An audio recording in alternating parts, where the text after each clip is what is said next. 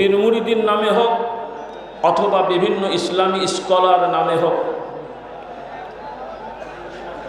যারা মানুষ হিসেবে গবেষণা করে কথা বলতে যে ভুলভ্রান্তি করেছেন তাদের অন্তর আল্লাহ জানেন।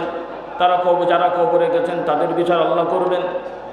কিন্তু আমরা যাদের কথা শুনছি, যাদের কথা পড়ছি,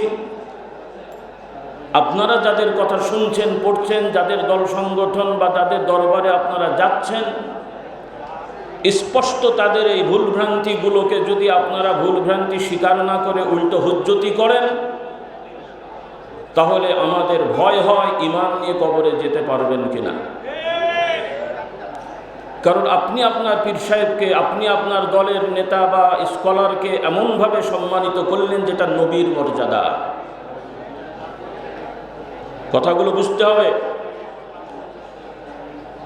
আল্লাহ তাআলা আমাদের বোঝার তৌফিক দান করুন।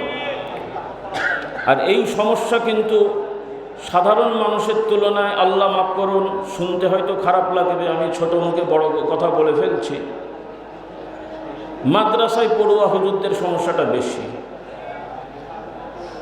কারণ অনেক হুজুর মার্কা আছেন, স্পষ্ট সহিহ হাদিস বিরোধী ইজতিহাদি মতকে আপনারা গ্রহণ করছেন।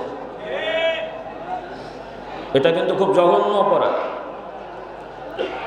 একাধিক হাদিস থাকলে সেখানে এক হাদিসের ব্যাখ্যায় আর এক হাদিস মানা যায়,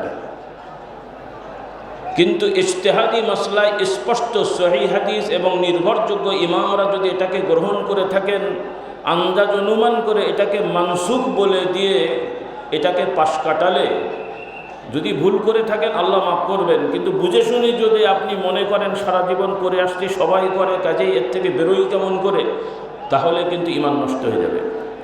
আল্লাহ তাআলা আমাদেরকে সঠিক বুঝতা দান করুন।